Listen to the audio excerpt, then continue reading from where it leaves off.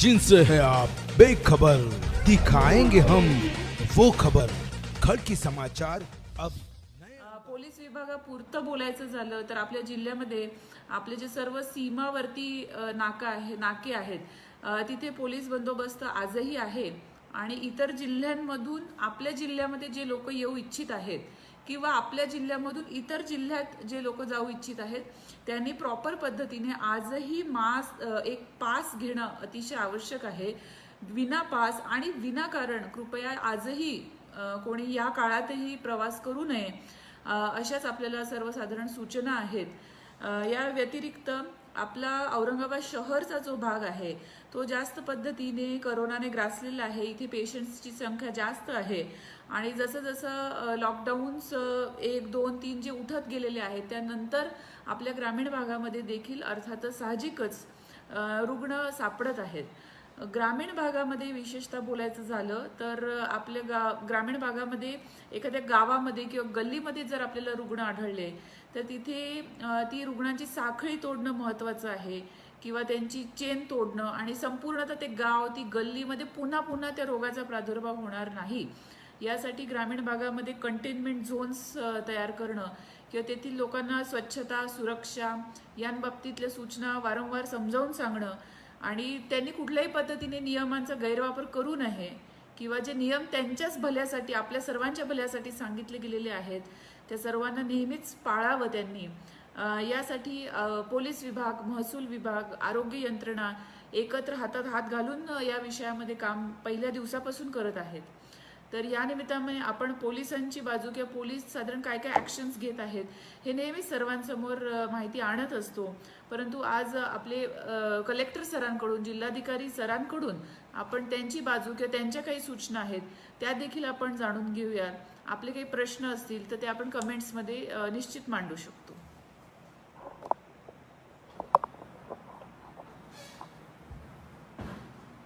नमस्कार। या ठिकाणी जसं SP मॅडम यांनी या ठिकाणी स्पष्ट केलेलं आहे त्याप्रमाणे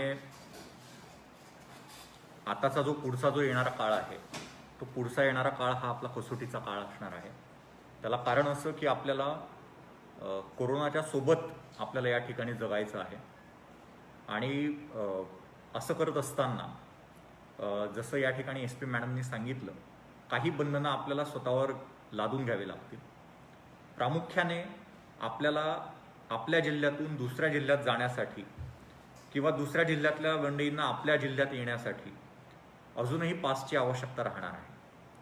आपल्याला सर्वांना माहीत आहे की आपण या ठिकाणी जनता कर्फ्यू हा डिक्लेअर केला होता औरंगाबाद आणि वाळूजच्या परिसरामध्ये आणि असं असताना पण आपले जे आकडे आहेत म्हणजे जे रुग्णांचे आकडे आहेत ते अजूनही वाढतच चाललेले आहेत। प्रत्यक्षात याच्यामध्ये मला हे स्पष्ट करायचं आहे की कर्फ्यू डिक्लेअर केला किंवा लॉकडाऊन केलं म्हणून काय आपले कोरोना थांबेल अशातला भाग नाही, परंतु कुठेतरी त्याचा जो प्रोग्रेस आहे तो स्लो डाऊन व्हायला मदत होतो। ग्रामीण भागामध्ये आपल्यातले पण बरेच लोक या ठिकाणी विचारत असतील किंवा प्रश्नांकित असतील की ग्रामीण भागामध्ये आपण शहरासारखा या ठिकाणी कर्फ्यू लागेल का किंवा शहरासारखं लॉकडाऊन या ठिकाणी ग्रामीण भागात पण होईल का, मग इथे खूप केसेस वाढत चाललेल्या आहेत। तर मला त्याबाबत काही गोष्टी स्पष्ट करायच्या आहेत। सर्वप्रथम तर ज्या ठिकाणी एखाद्या गावामध्ये किंवा एखाद्या ठिकाणी जर कोरोनाचा प्रादुर्भाव वाढत असेल आणि जर सर्वांनीच तिथल्या लोकांनी मिळून ठरवलं की आपल्याला या ठिकाणी जे आहे आपल्या स्वतःवर बंधनं घालून घ्यायचे तर त्यासाठी म्हणून अशी जी पण आपली बंधनं आहेत ती तुम्ही जर स्वतःहून घातलेली असेल तर प्रशासन त्याला सहकार्य करेल। मात्र याच्यासाठी सर्व लोक एकत्र आले पाहिजेत, म्हणजे तिथलं स्थानिक प्रशासन असेल, मग तिथले SDM, तहसीलदार, SDPO, PI असतील, जिल्हा परिषदची BDO असतील, पंचायत समिती असतील, तिथले स्थानिक लोकप्रतिनिधी असतील, तिथले व्यापारी महासंघाचे लोक असतील किंवा इतर सर्व प्रतिनिधी असतील विविध उद्योगधंद्यांचे, या सर्वांनी एकत्र बसून जे आहे आपण हा निर्णय घेतला पाहिजे की निश्चित आपल्याला या ठिकाणी जनता कर्फ्यू करायचा का नाही करायचा आणि जर करायचा असेल तर का करायचा आणि किती दिवस करायचा। मात्र माझी आपल्या सर्वांना विनंती आहे की असं हॅपहॅझार्ड मॅनरमध्ये या ठिकाणी जे आहे या ठिकाणी कुठलाही कर्फ्यू होणार नाही. जे पण या ठिकाणी याच्या पूर्वी ग्रामीण भागामध्ये आता सिल्लोड आणि पैठणमध्ये बंदचा निर्णय घेण्यात आला होता. दोन्ही पण सन्माननीय मंत्री महोदयांनी त्या बाबतीत बैठक घेतली होती आणि प्रशासनाच्या सोबत, लोकप्रतिनिधींच्या सोबत, इतर सर्वांना सोबत घेऊन आपण त्या ठिकाणी हा जो आहे निर्णय घेतलेला आहे. त्याच्यामध्ये पोलिसांमार्फत पण ह्या निर्णयाला अंमलबजावणी करण्यासाठी संपूर्ण यंत्रणा उभारण्यात आलेली आहे आणि ते काम अगदी चोखपणे आपलं पार पडत आहे. या ठिकाणी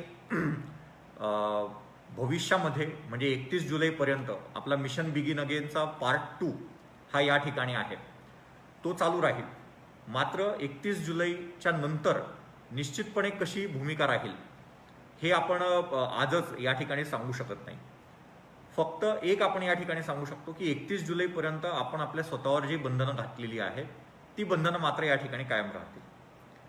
एक असा विषय होता की कधी कधी असं होतं, एखाद्या गावामध्ये 1-2 केस निघाली किंवा अचानकपणे एखाद्या फॅमिलीतून 5-7 लोक निघालेत की मग पुन्हा आपल्या व्हॉट्सअप युनिव्हर्सिटीमध्ये मेसेजेस सुरू होतात की इकडे या गावाला धक्का बसला, एकदम इतके पॉझिटिव्ह निघाले, एकदम असं होतं आहे, एकदम असं वाढत चाललेलं आहे. मला सर्वांना हे आवाहन करायचं आहे या माध्यमातून की आपण कुणीही या बाबतीत भीती बाळगायचं कारण नाही.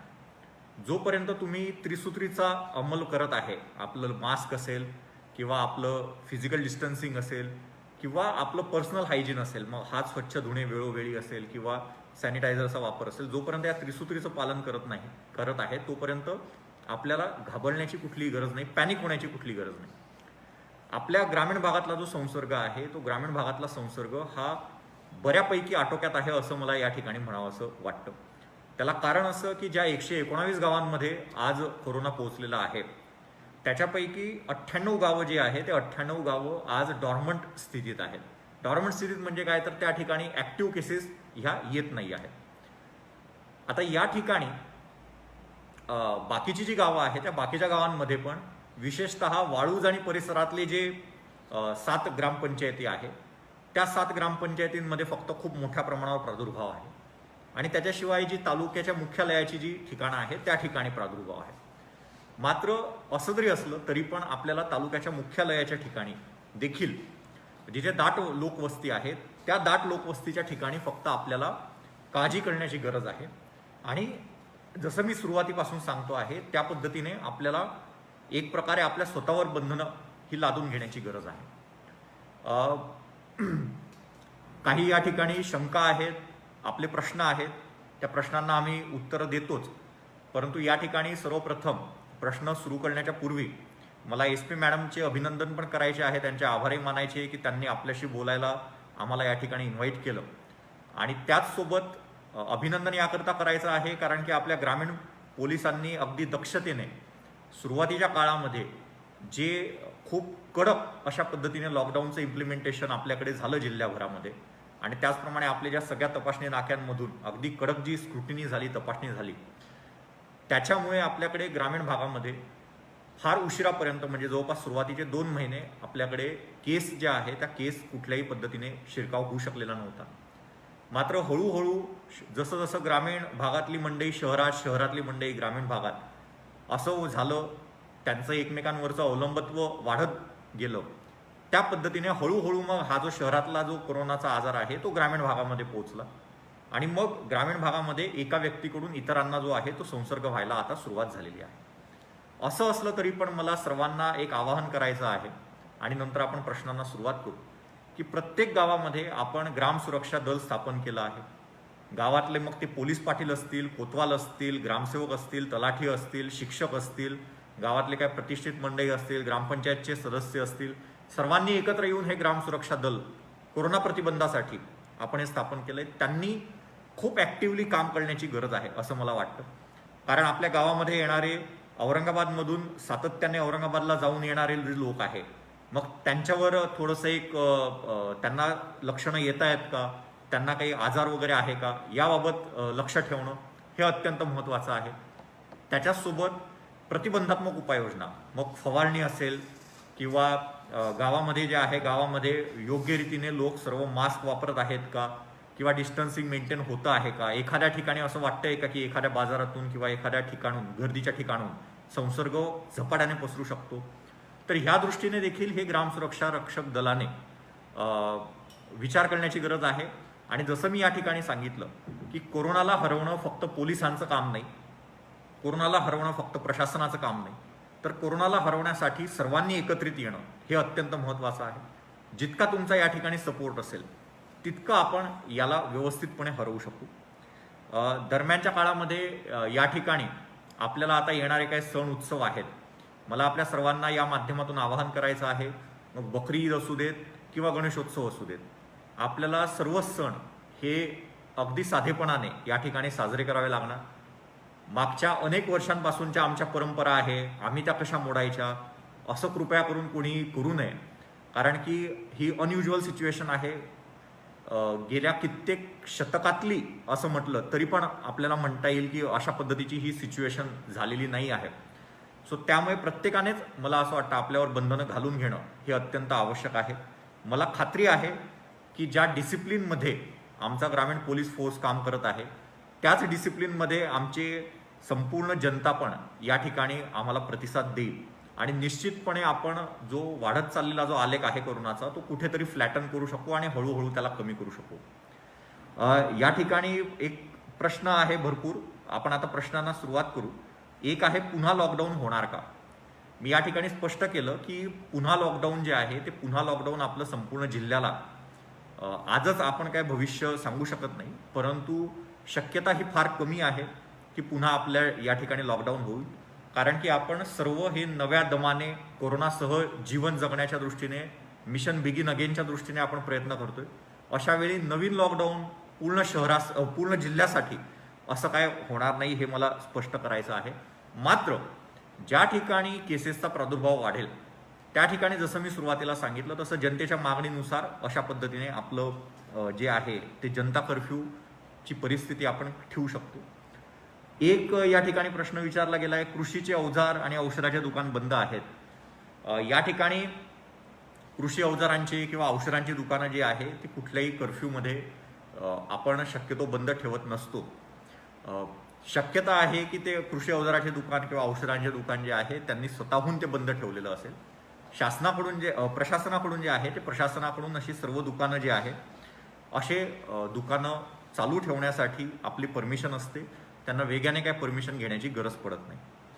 एक या ठिकाणी प्रश्न विचारलेला आहे, आपले भाविक फार बसलेले आहेत असं वाटतं की श्रावणामध्ये वेरूळ आणि भद्रा मारुतीचं मंदिर उघडणार का? मी आधीच सुरुवातीला स्पष्ट केलं, वेरूळचं असू दे, भद्रा मारुतीचं असू दे, कुठलंही मंदिर जे आहे ते केंद्र शासनाच्या किंवा राज्य शासनाच्या निर्देशाच्या व्यतिरिक्त हे दर्शनासाठी खुलं केलं जाणार नाही. ज्या पद्धतीने आता सर्व मंदिरं बंद आहेत तशीच ती मंदिरं बंद असतील. श्रावणात कोणीही मंदिरामध्ये गर्दी करू नये ह्या दृष्टीने आपण खबरदारीचा उपाय म्हणून हा घेत आहोत आणि त्याला सर्व आमचे भाविक सहकार्य करतील अशी आमची अपेक्षा आहे. घरी बसूनच आपण आपलं जप तप पूजा जी काय आहे ती करणं हे उचित राहील असं या ठिकाणी माझं मत आहे. त्याच्यामुळे हा डोक्यातूनच विचार काढून टाकावा.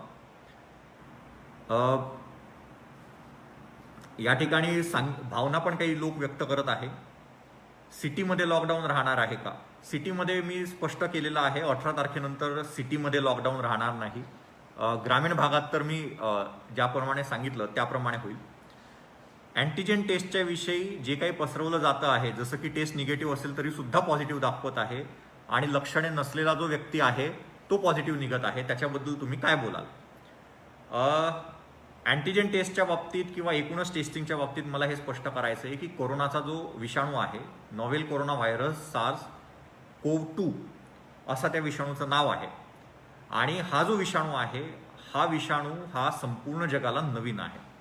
त्यामुळे हा विषाणू शोधून काढण्यासाठी जे तंत्र आहे ते देखील संपूर्ण जगामध्ये नवीन आहे आणि अशा वेळी त्याला शोधून काढण्यासाठी 2 पद्धतीच्या टेस्टिंग आहे सध्या तरी ज्या जगात चालू आहे. एक आहे PCR टेस्टिंग, ज्याच्यामध्ये जो आपला स्वॅब घेतलेला असतो त्या स्वॅबचा व्हायरस ट्रान्सपोर्ट मीडियामध्ये तो स्वॅब टाकून ते व्हायरस ट्रान्सपोर्ट मीडिया लॅबमध्ये गेल्यानंतर त्या व्हायरस ट्रान्सपोर्ट मीडियामधून ते जे विषाणू आहे त्या विषाणूतला आधी RNA एक्स्ट्रॅक्ट केला जातो आणि नंतर त्या एक्स्ट्रॅक्टेड RNAचं रिव्हर्स पॉलिमरेज चेन रिॲक्शन नंतर रेप्लिकेशन करत करत करत मग बघितलं जातं की ह्या ठिकाणी ह्या RNA स्ट्रँड व्हायरसमध्ये जो आढळून येतो तो आहे किंवा नाही. दुसरी जी अँटीजेन टेस्ट आहे, अँटीजेन टेस्टमध्ये आपला स्वॅब घेऊन लगेच तिथल्या तिथे जे बफर सोल्युशन आहे त्या बफर सोल्युशनमध्ये टाकून ते बफर सोल्युशन आपल्या स्टिकवर टाकलं जातं आणि स्टिकवर टाकल्यानंतर त्याचं जे सरफेस प्रोटीन आहे व्हायरसचं त्याचे रिॲक्शन होऊन मग त्या ठिकाणी आपल्याला कळतं की ह्या ठिकाणी हे पॉझिटिव्ह आहे किंवा निगेटिव्ह आहे. आता या दोन्ही ज्या टेस्ट आहे, मी तर तज्ज्ञ नाही, मात्र तरी देखील आम्हाला जे तज्ज्ञांनी सांगितलेलं आहे त्याच्यानुसार दोन्ही टेस्टमध्ये निगेटिव्ह येण्याचं प्रमाण हे खूप जास्त आहे. मात्र दोन्ही टेस्टमध्ये टेस्टची जी स्पेसिफिसिटी आहे, ज्याला आपण म्हणतो की पॉझिटिव्ह येण्याचं प्रमाण, जर एखादा दोन्ही टेस्टपैकी कुठल्याही टेस्टने पॉझिटिव्ह दाखवला तर तो 100% पॉझिटिव्ह असतो, म्हणजे त्याच्यात कुठलंही दुमत नाही. मग असं आपलं वर्तमानपत्रात वाचतात किंवा इकडे तिकडे वाचतात की एकदा सॅम्पल घेतलं ते पॉझिटिव्ह आलं, नंतर सॅम्पल घेतलं ते निगेटिव्ह आलं. याच्यामध्ये अनेक गोष्टी आहेत आणि हा खूप मोठा चर्चेचा विषय आहे.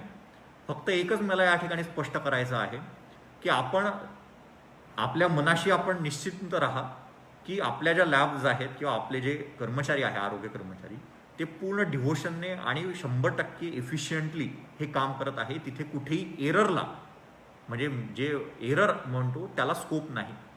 अशा पद्धतीचे जे रिझल्टमध्ये व्हेरिएशन आहे, it is part and parcel of that test. त्या टेस्टच्याच मध्ये अशा पद्धतीचे रिझल्ट हे येऊ शकतात काही प्रमाणामध्ये. मात्र त्याच्यामुळे आपण खूप जास्त पॅनिक होण्याची गरज नाही. फक्त एकच लक्षात ठेवलं पाहिजे की जर पॉझिटिव्ह असेल तर तो नेहमी पॉझिटिव्ह आहे. या ठिकाणी अँटीजेन टेस्टच्या व्यतिरिक्त एक या ठिकाणी प्रश्न विचारला गेलेला आहे, हॉस्पिटलमध्ये काही गैरव्यवहार चालू आहे का? वर्तमानपत्रात आज वाचले. मला या ठिकाणी असं स्पष्ट करायचं आहे की हॉस्पिटलमध्ये कुठलेही गैरव्यवहार होऊ नये याकरता आपण शहरातल्या सर्व मोठ्या हॉस्पिटलमध्ये आपलं एक हेल्प डेस्क हे या ठिकाणी आपण एस्टॅब्लिश केलेलं आहे फुल टाईम. त्याच्यासोबत प्रत्येक वेळा बिल देत असताना हॉस्पिटलने ते बिल तपासून दिलं जावं याकरता ऑडिटरची त्या ठिकाणी नेमणूक केलेली आहे. त्याच्यामुळे सुद्धा आपल्याला ह्या ठिकाणी हॉस्पिटलमध्ये बिल देण्याच्या वेळी किंवा ॲडमिशनच्या वेळी कोणालाही कुठली अडचण येणार नाही अशी अपेक्षा आहे. त्याच्याशिवाय जर कोणाला कुठल्या हॉस्पिटलमध्ये अडचण असेल तर एक ईमेल ID देखील आपण तक्रारीसाठी जारी केलेला आहे, abdcoll.hospitalgrievances@gmail.com असा तो ईमेल ID आहे. तो नंतर या ठिकाणी टाकला जाईल. त्या ठिकाणी देखील आपण आपली तक्रार जी आहे ती नोंदवू शकता. शहरातील पेट्रोल पंप बंद असल्यामुळे अनेकांना त्रास झाला, भविष्यात यासाठी काय करणार? पोलिसांना देखील पेट्रोल नसल्याच्या तक्रारी आहेत. शहरातील पेट्रोल पंप जे आहेत ते शहरातील पेट्रोल पंप हे पूर्णतः बंद नव्हते, मला हे स्पष्ट करायचं आहे. पर्टिक्युलरली शहरातील पेट्रोल पंपच्या बाबतीमध्ये जो महापालिका आयुक्त आणि CP साहेबांनी जो निर्णय घेतला होता त्यानुसार काही वेळापुरती हे चालू होते आणि जी इसेन्शियल सर्व्हिसेसची जी वाहनं आहेत किंवा ज्यांना आपण अनुज्ञेय केलेलं आहे अशा वाहनांना मात्र अशा पद्धतीचं पेट्रोल दिलं गेलं होतं. वाळूज परिसरातील लोकमान्य चौक कंटेनमेंट झोन हा 12 सोसायटीचा आहे, परंतु त्याच्यामध्ये 1 मध्ये रुग्ण आहे. बाकीचा झोन मोकळा करणार का? या ठिकाणी कंटेनमेंट झोन हा महत्त्वाचा प्रश्न आहे, कारण की कंटेनमेंट झोन कशा पद्धतीने डिलिमिट करायचा, कशा पद्धतीने त्याची कंटेनमेंट झोन हे कोणाला म्हणायचं, कसं म्हणायचं, याच्या व्याख्या आहेत. त्या व्याख्येनुसार हे केलं गेलेलं आहे. मात्र कन्सिस्टंटली जर एखाद्या भागातून जर केसेस नसतील तर तो डिकंटेनमेंट करण्यासाठी देखील आपण विचार करतो किंवा त्या कंटेनमेंट झोनचं स्वरूप जे आहे ते स्वरूप बदलण्याचा पण आपण विचार करतो. निश्चितपणे आपण या ठिकाणी पॉझिटिव्हली अशा पद्धतीने विचार करू की जर एखाद्या ठिकाणी जर कन्सिस्टंटली केसेस येत नसतील 28 दिवस झाले असून देखील तर त्या ठिकाणी निश्चितपणे आपण तो कंटेनमेंट झोन जो आहे तो मुक्त करू किंवा त्याला त्याचं जे स्वरूप आहे त्या कंटेनमेंट झोनचं ते त्या ठिकाणी बदलू. Companies in Waluj MIDC area are able to run continuously after 18 जुलै. होपफुली यस, कारण की आम्हाला पण असं वाटतं की आपलं औरंगाबादची जी शान आहे इंडस्ट्री आणि औरंगाबादचं जे काय खूप पोटेन्शियल आहे इंडस्ट्रीयल पोटेन्शियल ते टॅप व्हावं. या दृष्टीने हा जो कटू निर्णय घ्यावा लागला शहराच्या आणि वाळूजच्या अनुषंगाने, त्याच्यामुळे कंपन्या पण बंद ठेवाव्या लागल्या होत्या. मात्र आता भविष्यामध्ये अशा पद्धतीने काही होईल अशी शक्यता मला तरी वाटत नाही. एका घरातील 6 जण कोरोना पॉझिटिव्ह त्यांना एकत्र ठेवा, अशी एक सूचना आलेली आहे. मला या ठिकाणी हे स्पष्ट करायचं आहे की एका घरातले 6 जण जरी कोरोना पॉझिटिव्ह असले आणि घरात आपण एकत्र राहत असलो तरी पण कोरोनाचे उपचार करताना आपल्याला वेगळ्या वेगळ्या स्टेजेस आहेत, थर आहेत. जे आपले असिम्प्टोमॅटिक आहे, ज्यांना कुठली लक्षणं नाही आणि ते तंदुरुस्त आहेत, म्हणजे 15 ते 50-55 वयोगटातले आहेत, ज्यांना काही कोमॉर्बिडिटी नाही, ज्याला काही दुसरे आजार नाही, अशांना आपण कोविड केअर सेंटरमध्येच ठेवणं अपेक्षित आहे, कारण त्या ठिकाणीच त्यांचा उपचार होणं अपेक्षित आहे. इतर जे काय म्हातारे व्यक्ती असतील किंवा ज्यांना कोमॉर्बिडिटी आहे, डायबिटीस आहे, हायपरटेन्शन आहे, इतर काय हायपोथायरॉइडिझम आहे, या सर्वांना आपल्याला कंपल्सरीली DCHC म्हणजे डेडिकेटेड कोविड हेल्थ सेंटर, जे की हॉस्पिटल असतात, त्या ठिकाणी आपल्याला ठेवणं अपेक्षित आहे आणि त्या दृष्टीने आपण यांचं प्लेसमेंट करत असतो. शक्यतो आपला प्रयत्न असतो की कोविड केअर सेंटरमधले असलेले सर्व लोक एकत्र राहावेत, हॉस्पिटलमध्ये असलेले सर्व लोक एकाच हॉस्पिटलमध्ये राहावे, परंतु ट्रीटमेंट प्रोटोकॉलमध्ये डिफरन्स असल्यामुळे आपल्याला असं करावं लागतं आणि त्याच्यामध्ये लोकांचं पण सहकार्य आहे.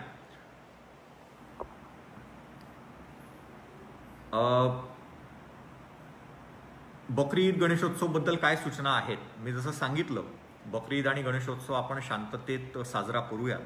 नंतर SP मॅडम त्याच्याबद्दल डिटेलमध्ये आपल्याशी नंतर बोलून स्पष्टपणे सूचना देतील, परंतु आता तरी आपण घराबाहेर न पडता हे सण आपण साजरे करू. या ठिकाणी एक प्रश्न असा विचारला आहे, कोरोनावर इलाज कसा आणि कोणता केला जातो त्यावर स्पष्ट सांगितलं जात नाही किंवा त्याबद्दलचा आतापर्यंत शासनाकडून व्हिडिओ नाही आणि त्याचं मार्गदर्शन करा. मला या ठिकाणी हे स्पष्ट करायचं आहे, जसं मी सांगितलं सुरुवातीला की कोरोना विषाणू हा जगातच नवीन आहे, त्याची चाचणी नवीन आहे, त्याच पद्धतीने ज्या अर्थी तो नवीन आहे त्या अर्थी त्याची उपचार पद्धती जी आहे ती देखील अत्यंत नवीन आहे. आणि ही उपचार पद्धती, ज्याला आपण म्हणतो मेडिकल टर्ममध्ये की ट्रायल बेसिसवर, हे खूप उपचार आज चालू आहेत आणि ह्या ट्रायल म्हणजे नुसत्या ट्रायल नाही आहेत, तर त्या कंट्रोल्ड ट्रायल्स आहेत.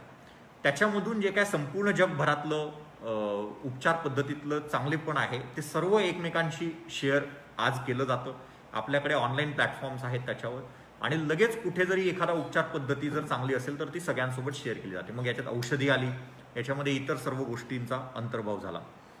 प्रामुख्याने मला एक या ठिकाणी स्पष्ट करायचं आहे की जर आपण असिम्प्टोमॅटिक असाल आणि जर आपण नॉन सिम्प्टोमॅटिक असाल आणि नॉन कोमॉर्बिडिटीचे पेशंट असाल, आपल्याला कुठलेही इतर आजार नसतील, तर आपण डॉक्टरांच्या म्हणण्याप्रमाणे स्वतःच्या इम्युनिटीने देखील आपण बरे होऊ शकतो. मात्र असं असलं तरी देखील आपण एक छोट्या प्रमाणामध्ये 5 दिवसांचा एक मेडिकेशन जे ठरवून दिलेलं आहे गाईडलाईनने, ICMRने, ते आपण यांना देतो. ज्या ठिकाणी कोरोना व्हायरस हा पुढच्या स्टेजमध्ये पोहोचलेला आहे, ज्या ठिकाणी सिव्हिअर किंवा मॉडरेट सिम्पटम्स आलेले आहेत, पेशंटला ताप आहे, हायग्रेड फीवर असू शकतो किंवा कफ आहे किंवा इतर काही लक्षणं आहेत, त्याच्यात अंगदुखी पण आहे, डोकंदुखी पण आहे, डिझिनेस पण आहे, इतर पण काही लक्षणं आहेत, तर अशा रुग्णांना जेव्हा आपण ॲडमिट करतो, ते ॲडमिट केल्यानंतर त्या रुग्णाची संपूर्ण परिस्थिती लक्षात घेऊन तो उपचार पद्धती ही डिसाईड केली जाते. आपण वर्तमानपत्रामध्ये ऐकत असाल, वाचत असाल, रेमडेसिवीर, फॅव्हिपिरॅव्हिर, टोसिलिझुमॅब ही औषधींची काय कोरोनाच्या नावं आहे. मला एक स्पष्ट सांगायचं आहे या ठिकाणी की याच्यापैकी कुठलंही औषध डोळे बंद करून जर दिलं तर ते कोरोनावर उपचार करेल अशातला भाग नाही. ही सर्व औषधी जी आहे, ही सर्व औषधी ही डॉक्टरांच्या सल्ल्यानेच आणि सर्वांनाच लागू पडतील असं पण काही नाही. तो त्यामुळे फक्त ही कोरोना आजार हा ज्या पद्धतीने आपण या ठिकाणी बघतोय त्या पद्धतीने त्याची उपचार पद्धती हाईप केली जाते आणि दुर्दैवाने असं प्रोजेक्ट केलं जातं की ही उपचार पद्धती फार महागडी आहे वगैरे वगैरे, परंतु असाही त्याच्यातला भाग नाही. मला फक्त हे स्पष्ट करायचं आहे की उपचार पद्धती ही सातत्याने बदलत असल्यामुळे आपल्याला जे आहे, आपल्याला ही गोष्ट लक्षात ठेवली पाहिजे आणि आपल्या डॉक्टरांवर आपल्याला विश्वास ठेवला पाहिजे. या ठिकाणी क्वारंटाईन पिरियडच्या बाबतीत प्रश्न विचारलेला आहे. क्वारंटाईन पिरियडच्या बाबतीत हे स्पष्ट करायचं आहे की ज्यावेळी आपण एखाद्या पॉझिटिव्ह व्यक्तीच्या संपर्कात आलेलो असतो त्यावेळी आपण 14 दिवसापर्यंत क्वारंटाईन राहणं हे अपेक्षित आहे. 14 दिवस का? कारण की व्हायरस हा आपल्या शरीरात आल्यानंतर 14 दिवसापर्यंत त्याचा इन्फेक्टिव्हिटी पिरियड असतो. मात्र हे डे 0 पासून इन्फेक्टिव्हिटी पिरियड चालू होत नाही. इन्फेक्टिव्हिटी म्हणजे आपल्यामुळे इतरांना व्हायरस पसरण्याचा जो धोका आहे तो. एखाद्याच्या शरीरामध्ये व्हायरस आल्यानंतर साधारण 2 ते 5 दिवसानंतर त्याला सिम्पटम यायला सुरुवात होतात आणि त्याच्यानंतर तो इन्फेक्शियस बनतो. काही ठिकाणी त्याला सिम्पटम न येता पण तो इन्फेक्शियस बनू शकतो असं काही तज्ज्ञांमध्ये मतभिन्नता आहे. तर एक 5 ते 14 दिवसाची जी विंडो आहे तेवढ्या भागामध्ये आपण घरी थांबणं किंवा जिथे इन्स्टिट्यूशनल क्वारंटाईन असेल तर तिथे क्वारंटाईनमध्ये थांबणं हे आवश्यक असतं. आणि हा जो पिरियड आहे तो डॉक्टरांच्या सल्ल्याने हा बदलू शकतो, कारण की आपण त्या पॉझिटिव्ह रुग्णाच्या संपर्कात कधी आले होते, कसे आले होते, याला आपण म्हणतो कॉन्टॅक्ट ट्रेसिंग किंवा हिस्ट्री टेकिंग. याच्यामध्ये ते जे संपूर्ण पॅरामेडिकल स्टाफ असेल किंवा डॉक्टर असतील ते ठरवू शकतात की आपल्याला किती दिवस त्या ठिकाणी घरी थांबायचं आहे क्वारंटाईनमध्ये. तालुका खरेदी विक्री केंद्रामार्फत मका खरेदी विक्री अचानक बंद. महत्त्वाचा प्रश्न आहे संपूर्ण भागामध्ये आणि काही अशांततेची पण सिच्युएशन काही निर्माण होऊ शकते आहे. या ठिकाणी मला हे स्पष्ट करायचं आहे की अचानक बंद झालेलं नाही आहे. 15 जुलैपर्यंतची ही मुदत होती. दरम्यान 2 दिवस बंद झालं होतं पोर्टल, हे मान्य आहे. मात्र 15 जुलैपर्यंतची मुदत होती. त्या मुदतीमध्ये काही प्रमाणामध्ये आपला मका खरेदी करायचा शिल्लक आहे. आज देखील जवळपास 5,000 शेतकऱ्यांचा मका खरेदी करणं आपल्या औरंगाबाद जिल्ह्यात शिल्लक आहे. त्यापैकी 2200 शेतकऱ्यांना आपण टोकन पण दिलेलं आहे. त्यांचे एक साधारणपणे 6,500 टन मका हा खरेदी करायचा शिल्लक आहे. या बाबतीत माझ्या स्तरावर मी आणि शासन पातळीवरून आपले सन्माननीय पालकमंत्री महोदय हे सातत्याने प्रयत्न करत आहे. सन्माननीय पालकमंत्री महोदय यांनी आपले पुरवठा मंत्री सन्माननीय भुजबळ महोदयांकडे सातत्याने हा विषय ठेवलेला आहे आणि दोन्ही पण मंत्री महोदयांनी दिल्लीशी संपर्क करून, कारण याला परवानगी जी आहे ती केंद्र शासनाची असते, केंद्र शासनाची परवानगी मिळवण्याचा आपण पुरेपूर प्रयत्न या ठिकाणी करत आहोत. जर हे खरेदी केंद्र पुन्हा चालू झाले तर आपला जे उर्वरित शेतकरी आहेत त्यांचा संपूर्ण मका खरेदी करण्याचा आपला प्रयत्न राहील. या ठिकाणी काही इतर समाजात एक गैरसमज आहे की सरकारी दवाखान्यात जर गेले तर डॉक्टर लक्ष देत नाहीत आणि रोगी मरतो. मला असं म्हणायचं आहे की तुम्हीच या ठिकाणी स्पष्ट सांगितलेलं आहे की समाजात एक गैरसमज आहे. आता हा समज नाही तर हा गैरसमज आहे, कारण की आपले जे घाटी हॉस्पिटल आहे, जे गव्हर्नमेंट मेडिकल कॉलेज आहे औरंगाबादचं, तिथून 350 पेक्षा जास्त क्रिटिकल पेशंट हे बरे होऊन घरी गेलेले आहेत. तर मला हे स्पष्ट करायचं आहे या ठिकाणी की असं काहीही नाही, डॉक्टर लक्ष देत नाही आणि रोगी मरतो. डॉक्टर हे त्यांचं काम कुठलेही असू देत, मग ते शासकीय असू देत किंवा खाजगी असू देत, पुरेपूर क्षमतेने मेहनतीने करत आहे. याच्यात आपण शासकीय किंवा खाजगी असा भेदभाव हा करणं हे मुळातच चुकीचं आहे. हा, सोयीसुविधांच्या बाबतीमध्ये काही म्हणू शकतात की आम्हाला खाजगीमध्ये गेलं तर आम्हाला सेपरेट रूम ही त्या ठिकाणी मिळू शकते, सरकारी दवाखान्यामध्ये मात्र सेपरेट रूम आम्हाला मिळत नाही. अशा पद्धतीने ज्याला आपण म्हणतो सोयीसुविधा, याच्यामध्ये फरक असू शकतो. मात्र उपचार जे आहे ते उपचार खाजगीमध्ये असू देत आपल्या जिल्ह्याच्या किंवा शासकीयमध्ये असू दे, आपला पूर्ण प्रयत्न आहे की प्रशासनाचा की दोन्ही ठिकाणी सारख्याच उपचाराच्या सुविधा या ठिकाणी मिळतील. इंजेक्शन रेमडेसिवीर आणि ॲक्टिमेराचा स्टॉक उपलब्ध नाही असं या ठिकाणी म्हटलेलं आहे. मला या ठिकाणी स्पष्ट करायचं आहे, जसं मी सुरुवातीला सांगितलं, पहिली गोष्ट तर आपण हे लक्षात घ्यायला पाहिजे, रेमडेसिवीर जे आहे ते मिरॅकल ड्रग नाही. त्याच्यावर भरपूर आर्टिकल लिहिले गेलेले आहे आणि रेमडेसिवीरचा स्टॉक हा करून ठेवण्याची पद्धत नाही, कारण की रेमडेसिवीर हे ऑलरेडी शॉर्ट सप्लायमध्ये असलेलं ड्रग आहे. FDA अशा सूचना आहे की जिथे डिमांड असेल त्याच ठिकाणी based on the demand and doctor prescription हे ड्रग त्या ठिकाणी द्यायचे.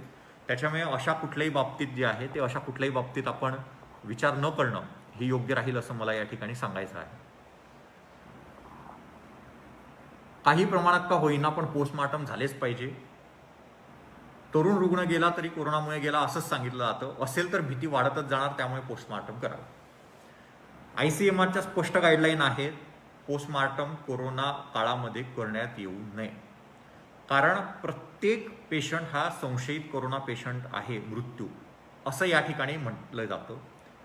तो कोरोनामुळे गेलेला असेल किंवा कोरोना शिवाय पण गेलेला असेल तरी पण ज्या अर्थी ही साथ डिक्लेअर झालेली आहे त्या अर्थी आपण आज सांगू शकत नाही की त्याच्यामध्ये व्हायरस आहे किंवा नाही. मृत्यूच्या वेळी टेस्ट जरी निगेटिव्ह आलेली असली तरी देखील खबरदारीचा उपाय म्हणून आपण या ठिकाणी पोस्टमॉर्टम करायला पूर्णपणे ICMRने बंदी घातलेली आहे. यात फक्त एकच मेडिको लिगल केसेस जे आहे त्याच्यामध्ये त्यांनी काही गाईडलाईन्स ठरवून देण्यात आहे, प्रिस्क्राईब गाईडलाईन्स. त्या प्रिस्क्राईब गाईडलाईनच्या अंतर्गत आपण ही टेस्ट करत असतो. या ठिकाणी SP मॅडमच्या अनुषंगाने आणि ग्रामीण पोलिसांच्या माध्यमातून मला हे पण सांगायचं आहे की कृपया करून अंत्यविधीला आपण गर्दी करू नये. 20ची 25ची जी काय लोकांची मर्यादा ही त्या ठिकाणी घालून देण्यात आलेली आहे ती कंप्लीट फॉलो करावी.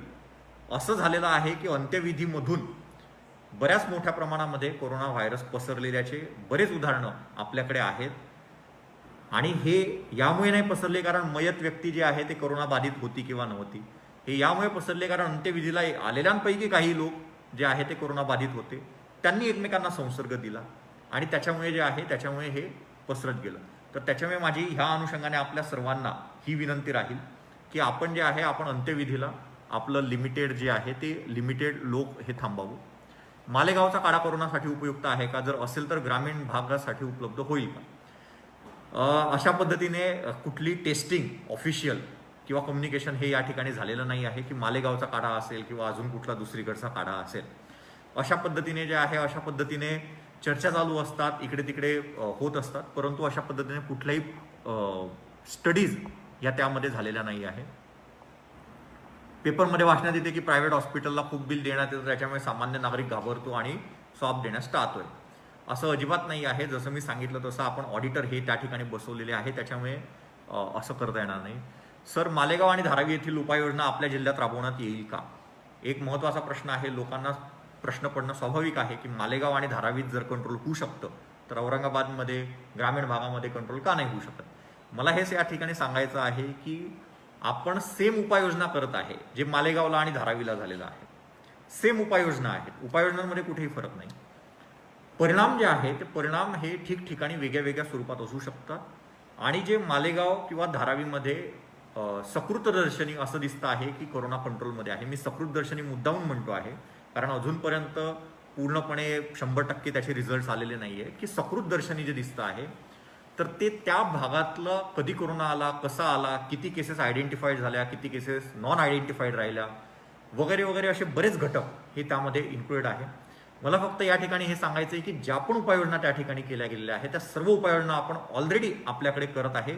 वेगळ्या अशा त्या ठिकाणी कुठल्याही उपाययोजना हे नाही.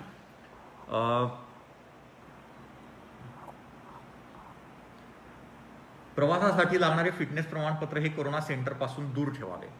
प्रवासासाठी जे आहे ते फिटनेस प्रमाणपत्र हे कोणीही देऊ शकतं. त्याच्यासाठी आपल्याला CCCलाच जायला पाहिजे असं नाही. हे कोणीही देऊ शकतं. आपले जनरल प्रॅक्टिशनर पण देऊ शकतात, जे पण डिग्री होल्डर आहे ते पण देऊ शकतात. MIDC साठी काही नवीन नियम असतील का? कडक अंमलबजावणी झाली पाहिजे. MIDC साठी जे आहे MIDC साठी वेगळ्याने असे काही नियम नसणार आहेत, परंतु उद्योगांनी आपल्या आपल्या उद्योगामध्ये व्यवस्थितपणे याची काळजी घ्यावी. ह्या दृष्टीने मात्र निश्चितपणे उपाययोजना आपण त्यांना करून देणार आहे. उद्याच्या दिवशी आम्ही सर्वांना या ठिकाणी बोलवून त्याची एक बैठक देखील आपण घेणार आहे. संचारबंदीचा रिझल्ट किती आला हे येणारा काळ ठरवेल की संचारबंदीचा रिझल्ट किती आला. पण जसं मी तुम्हाला या ठिकाणी स्पष्ट केलं त्याप्रमाणे केवळ संचारबंदी करून आपण काय कोरोना थांबवू शकत नाही. हा बऱ्याच उपायांपैकी एक उपाय आहे आणि तो प्रसार रोखण्यासाठीचा आहे. एक आपण फक्त यातून साध्य केलं असं मी या ठिकाणी म्हणू शकेल की आपण जे अनआयडेंटिफाईड पॉझिटिव्ह होते ते जे आहे सर्व अनआयडेंटिफाईड पॉझिटिव्ह हे मात्र पूर्ण सिस्टीममधून समाजातून जे आहे ते काढू शकलोय. त्याच्यामुळे आता संचारबंदी उठल्यानंतर औरंगाबाद शहर आणि वाळूज परिसरातली कमी लोक हे सोसायटीमध्ये असतील की जे याचा प्रादुर्भाव करू शकतील. या ठिकाणी जे आहे या ठिकाणी मी आता SP मॅडमना विनंती करतो की त्यांना पण काही प्रश्न विचारले गेलेले आहेत, ते प्रश्न त्यांनी या ठिकाणी घ्यावे. Thank you sir. सर्वात पहिला प्रश्न आहे की पोलिसांना किट देण्यात आले तर बरं होईल.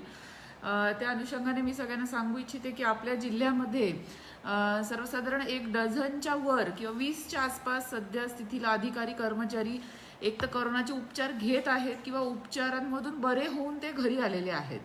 याशिवाय आपल्या राज्यभरामध्ये महाराष्ट्र पोलिसांमध्ये सर्वसाधारण 4,500 ते 5,000च्या आसपास पोलीस अधिकारी कर्मचाऱ्यांना कोरोनाची लागण झालेली आहे आणि दुर्दैवाने काही त्यातील जण मृत्युमुखी देखील पडलेले आहेत.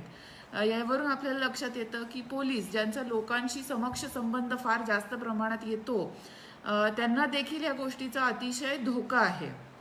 दुसरी गोष्ट विशेषतः ग्रामीण भागासाठी मी सांगू इच्छिते की आपल्याला नेहमी सांगितलं जातं की विना मास्क जे लोक आहेत त्यांच्यावर कारवाई करा जे लोक विना मास्क विनाकारण फिरतात आहे त्यांच्यावर कारवाई करा.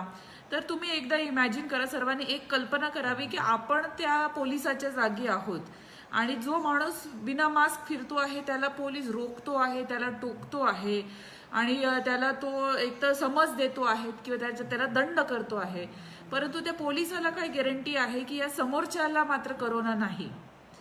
त्यामुळे अशा पद्धतीने लिटरली पोलीस असोत, नर्सेस, डॉक्टर्स, वॉर्ड बॉईज, स्वच्छता कर्मचारी हे खरोखर म्हणजे स्वतःला रिस्कमध्ये टाकून हे काम करत आहेत. त्यामुळे सर्व ठिकाणच्या पब्लिकने हे लक्षात ठेवणं आवश्यक आहे की आपण आपलं काम करताना आपण अननेसेसरी घराबाहेर पडणार नाही आणि ह्या यंत्रणेवरचा ताण आपण वाढवणार नाही. एक कोणी विचारलेलं आहे की नाकाबंदीवरील बंदोबस्त कमी करून पेट्रोलिंग वाढवावी. तर या काळामध्ये आपल्याला अनेक पद्धतीच्या सूचना सर्वच ठिकाणांवरून येत असतात. परंतु मला हे सांगायची इच्छा आहे की नाकाबंदी ही आपल्याला करावीच लागणार आहे. शासन नियमानुसार आणि वरिष्ठांच्या आदेशानुसार अजून देखील ती नाकाबंदी जागेवर आहे, तिला आपण हटवू शकत नाही. त्यामुळे ते आहे. याशिवायच आपल्याला जिल्हाधिकारी कार्यालयाकडून आपल्याला काही स्पेशल पोलीस ऑफिसर्स म्हणजे विशेष कार्यकारी अधिकारी देखील या काळात मिळालेले आहेत. आपल्याला वरिष्ठांकडून होमगार्ड्स देखील आपल्याला मिळालेले आहेत आणि त्यांच्या सर्वांच्या सोबतीने आपण इथे करोनासाठी जे विनाकारण फिरणारे लोक आहेत, विना मास्क फिरणारे लोक आहेत, यांच्यावर आपण कारवाई करत आहोत. दुसरं आहे की आता येणारा काळ हा श्रावणाचा काळ आहे. या कालावधीमध्ये हिंदू असो अथवा मुस्लिम असो हे बांधव मोठ्या प्रमाणावर आपापले वेगवेगळ्या प्रकारचे सण साजरे करत आहेत किंवा साजरे करण्याची इच्छा आहे. परंतु आपल्याला ज्याप्रमाणे सद्यस्थितीला महाराष्ट्र शासनाकडून सूचना आलेली आहे त्यानुसार आपण आपला हा जो गणेशोत्सव आहे त्या कालावधीमध्ये आपण आतापर्यंत ज्या पद्धतीने गणेशोत्सवाकडे बघत होतो किंवा आतापर्यंत गणेशोत्सव आपण जसा साजरा करायचा, मिरवणूक काढायची, गणेश मूर्ती आणताना मिरवणूक काढायची, एक संपूर्ण जण येऊन आपण आरती करायची किंवा प्रसादाचा कार्यक्रम करायचा, पूजा किंवा नंतर देखील आपण विसर्जनाची मिरवणूक काढायची, अशा पद्धतीने जे आपल्याला वाटत होतं, आपल्याला आता या वर्षी आपल्याला वेगळ्या पद्धतीने आपल्या सणांकडे पाहावं लागणारच आहे. मग ते ईदचा सण असो, गणेशोत्सव असो किंवा कुठल्याही धर्माचे कुठलेही सण असो, आतापर्यंत तरी आपण जे जे सण आपल्या समोर आले त्याच्यामध्ये ग्रामीण भागातल्या जनतेने त्याच्यात अत्युत्तम प्रतिसाद दिलेला आहे. पोलिसांनी देखील त्याच्यामध्ये अतिशय उत्तम काम केलेलं आहे की लोकांनी वेगवेगळ्या नव्या पद्धतीने हे सण साजरे करण्याचा प्रयत्न केला. लोकांनी कुठेही एकत्र आले नाहीत किंवा नियम तोडण्याचा प्रयत्न केला नाही. नियम हे आपण समजून घ्यायला पाहिजे की हे आपल्या सर्वांच्या चांगल्यासाठी आहेत आणि हे नियम जे आहेत हे जर पाळले तर आपण आणि आपली फॅमिली ही आपण स्वतःला त्या दृष्टीमध्ये सेफ ठेवू शकू. त्यामुळे येणाऱ्या काळामध्ये मी पुन्हा एकदा सांगते, पोलीस दलाकडून पुन्हा एकदा या बाबतीत जनजागृतीचं काम हाती घेण्यात येईलच. ज्यायोगे सर्वांना सण साजरे करण्याबाबतचे जे नियम आहेत ते आधीच माहिती पडतील आणि मग त्याच्यातून नियम तोडण्यासारख्या चुकीच्या गोष्टी कोणाकडून होणार नाहीत.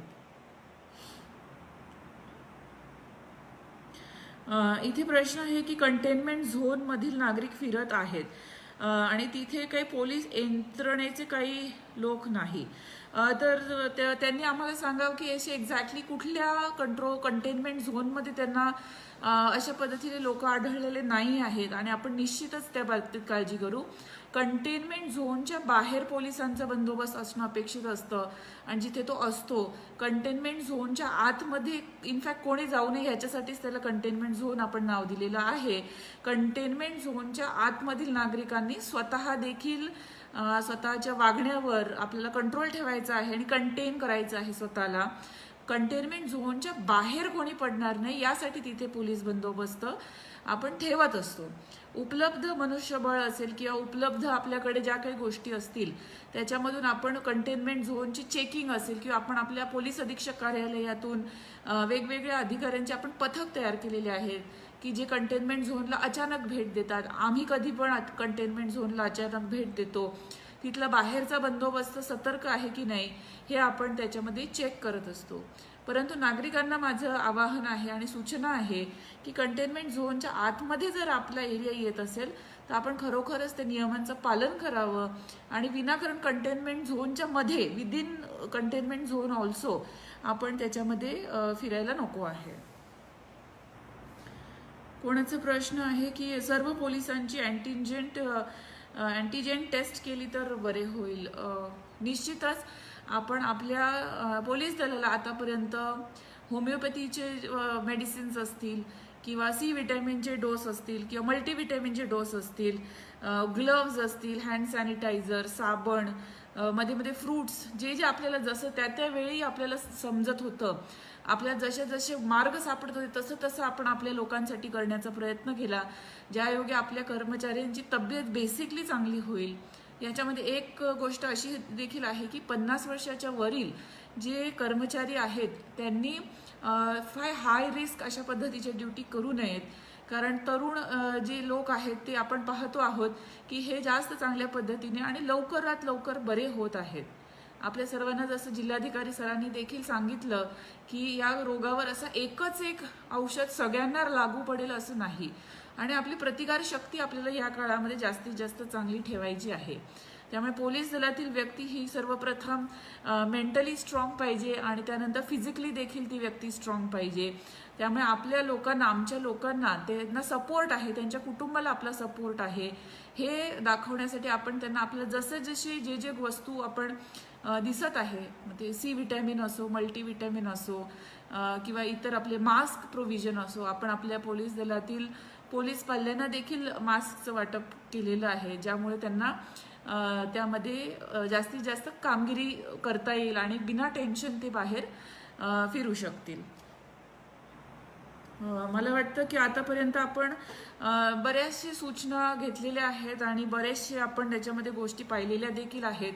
एक गोष्ट मी जरूर कलेक्टर सरांना विचारू इच्छिते संपूर्ण पोलीस दलाच्या वतीने की सर, आपण पाहत आहोत की या काळामध्ये प्रत्येक जणच प्रत्येक गोष्टीमधले एक प्रकारे एक्सपर्ट झालेला आहे किंवा त्यांना अनेक सारे सोल्युशन्स या काळामध्ये सर्वांना सुचतात आहे, परंतु जो व्यक्ती जिथे बसून ते राबवत असतो आणि जसं समोर येईल तसं त्याला तो तोंड द्यायचा प्रयत्न करत असतो, हे करताना आपलं स्वतःचं मनोधैर्य टिकवणे किंवा मग आपली जी टीम आहे ह्यांच्यावर देखील सतत वेगवेगळ्या पद्धतीने अटॅक होत असतात. कधी ते त्याच्यात तथ्यही असेल, कधी तथ्य नसेल, परंतु जी तुमच्या सोबत जी सगळी यंत्रणा आहे त्यांचं मनोधैर्य टिकवून ठेवणे, विशेषतः जे सर्व डॉक्टर्स, नर्सेस आणि त्यांच्यावर जो ताण येतो आहे किंवा त्यांच्यावर जे प्रेशर्स वेगवेगळे येत आहेत त्यांना आपण कशा पद्धतीने एक जिल्हाधिकारी म्हणून आपण त्यांना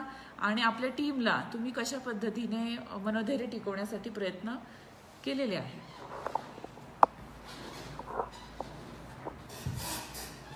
या ठिकाणी जे SP मॅडमनी प्रश्न विचारलेला आहे, मनोधैर्य टिकवणं खरं म्हणजे खूपच कठीण आहे, कारण की जेव्हा वेगळ्या माध्यमातून सातत्याने काही सकारात्मक फीडबॅक पण असतो, त्याला आपण सकारात्मक फीडबॅक म्हणतो, परंतु अनाठायी टीका जी आहे ती अनाठायी टीका पण खूप केली जाते.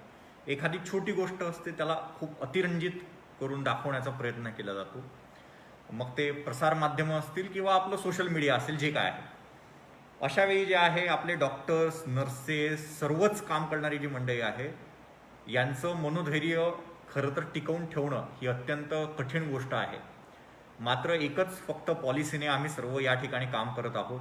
आपल्या संपूर्ण जिल्ह्याची टीम, मग त्याच्यामध्ये कलेक्टर आहेत, आमचे महापालिका आयुक्त आहेत, आमचे पोलीस आयुक्त आहेत, आमचे SP मॅडम आहेत, आमची संपूर्ण टीम जी आहे, हे फक्त आमचे जिल्हा स्तरावरचे जे आहे ते जिल्हा स्तरावरचे आमचे CO साहेब आहेत जिल्हा परिषदचे, हे जिल्हा स्तरावरचे फक्त मी अधिकाऱ्यांचे नावं घेतले, परंतु हे आमच्या सोबत जे अनेक अधिकारी जुळलेले आहे, आमच्या अधीनस्थ जे आहे, आम्ही फक्त एक ठरवलेलं आहे सर्वांनी की आपण जे कृष्ण भगवाननी सांगितलेलं आहे, कर्मण्येवाधिकार असते मा फलेषु कदाचन, तशा पद्धतीने त्या उद्देशाने आपण हे काम करत असतो. कारण की काय फल येणार आहे, कोरोना समोर काय घेऊन येणार आहे किंवा जाणार आहे, हे आज कोणी सांगू शकत नाही. आपण फक्त आपलं कर्म करत राहणं हेच फक्त त्याच्या मागचं आहे. आणि पॉझिटिव्ह गोष्ट जर आपण म्हणणार याच्यातून, तर जे बरे झालेले रुग्ण असतात, ते बरे झालेले रुग्णांचे जे काय फीडबॅक आहेत, तेच फीडबॅक आम्हाला खूप नवचेतना देऊन जातात, खूप जास्त आम्हाला खूप काही सांगून जातात. माझ्या वैयक्तिक फोनवर कित्येक जण ॲप्रिशिएशनचे मेसेजेस पाठवतात काम झाल्यानंतर. कित्येक जण म्हणतात की सर मला इथे खूप चांगला अनुभव आला. महापालिका आयुक्त साहेब त्यांचे अनुभव खूप माझ्याशी पण शेअर करतात की त्यांना महापालिकेच्या एक सेंटर्समध्ये किती चांगली व्यवस्था आहे याबद्दल रुग्ण जे आहे ते रुग्ण स्वतःहून कोणी न सांगता व्हिडिओज काढतात, ते प्रसारित करतात, कमेंट्स टाकतात, सर्वांना सांगतात. तर ही खूप चांगली जी आहे ते आम्हाला कौतुकाची, अभिमानाची आणि आम्हाला थोडंसं बळ देणारी ही गोष्ट असते. परंतु जसं मी या ठिकाणी सांगितलं तसं सर्व प्रशासन हे एकजुटीने कामाला लागलंय. मागच्या 4 महिन्यापासून मला वाटत नाही की या ठिकाणी प्रशासनात माझ्या टीममध्ये कोणी पण स्वतःहून कुठलाही ब्रेक घेतलेला आहे. म्हणजे जे काय ब्रेक्स असतील ते क्वारंटाईन पिरियडचे ब्रेक्स असतील आणि ते मॅन्डेटरी ब्रेक्स आहेत म्हणून आहेत. अदरवाईज शनिवार रविवार असो किंवा काही, त्यामुळे या माध्यमातून मला म्हणजे ग्रामीण पोलिसांचा प्लॅटफॉर्म आहे, परंतु सर्वच आमच्या जिल्ह्याच्या सर्व प्रशासकीय यंत्रणेतल्या प्रत्येक घटकाचं या ठिकाणी आभार पण व्यक्त करायचे आहे आपल्या सर्वांच्या माध्यमातून. मला आणि ही अपेक्षा आहे आपल्या सर्व औरंगाबादच्या जनतेकडून की आपल्या या प्रयत्नामध्ये हे काय एकट्या प्रशासनाने होणार नाही, हे सुरुवातीलाच आपण ठरवलेलं आहे.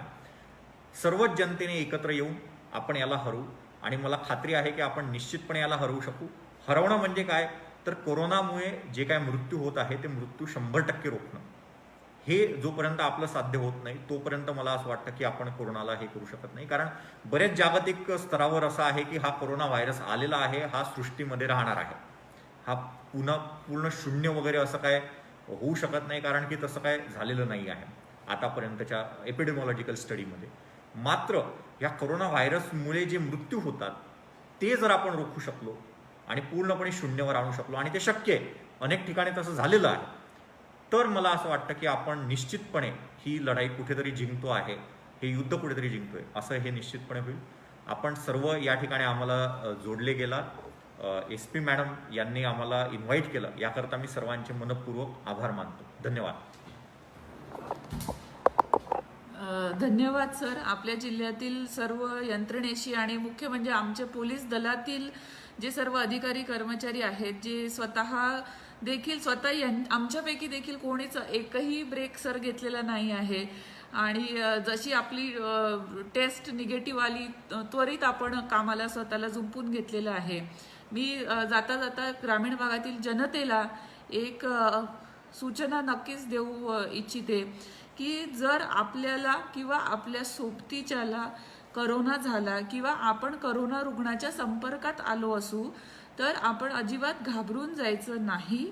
आपल्याला डॉक्टर जे आणि ज्या पद्धतीने गोष्टी समजावून सांगतील, ज्या पद्धतीने आपली टेस्ट घेतील आणि आपल्याला जिथे राहायचं आहे ते आपल्याला त्या गोष्टी एकदम प्रॉपरली शांतपणे आपल्याला त्या गोष्टींना सामोरं जायचं आहे. लक्षात ठेवा, आपली मानसिक स्थिती ही या काळामध्ये सर्वात महत्त्वाची आहे. आपल्याला कुठल्याही गोष्टीची मदत लागली तर आपण पोलीस कंट्रोल रूमला किंवा आपलं हे जे आमचं पेज आहे, ट्विटर आहे, ईमेल आहे, वेबसाईट आहे, याच्यावर आमचे सर्वांचे नंबर कंट्रोल रूमचे दिलेले आहेत. आपण तिथे देखील निश्चित पोहोचू शकतात. मग ते आपण लगेच आरोग्य यंत्रणेला ती गोष्ट कन्वे करू शकतो आणि तुम्हाला जी मदत मिळत नसेल ती तुम्हाला डेफिनेटली निश्चित पद्धतीने मिळेल याची आपण खात्री करू शकतो. दुसरं असं की आपल्या जर सभोवताली करोना रुग्ण असेल किंवा करोना बाधित एखादी फॅमिली निघाली तर त्यांना वाळीत टाकणे किंवा त्यांना मदत न करणे, त्यांना हिडीस करणे किंवा अशा पद्धतीने त्यांना घरातून घर सोडून जायला सांगणे, रूम सोडून जायला सांगणे, अशा गोष्टी अजिबात करायच्या नाहीत. त्या कायदेशीररित्या देखील चूक आहेत आणि सर्व पद्धतीने त्या गोष्टी चूक आहेत. इनफॅक्ट असे केल्यास त्याच्यावर गुन्हा देखील दाखल होऊ शकतो.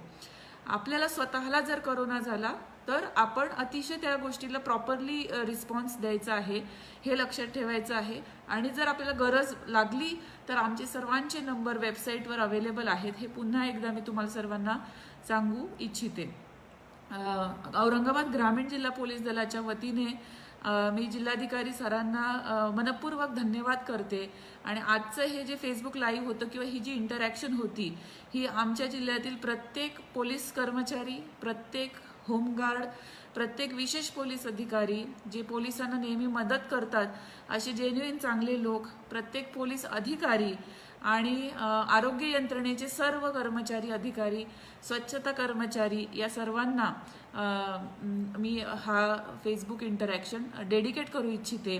सर्वजणांनी आपापल्या ज्या कोरोनाच्या बाबतीतल्या सूचना आहेत त्या सर्वजण त्याचे पालन करतील आणि स्वतः देखील सुरक्षित राहतील अशी अपेक्षा इथे व्यक्त करते. खड़की समाचार को सब्सक्राइब करें और नए वीडियो के लिए बेल आइकन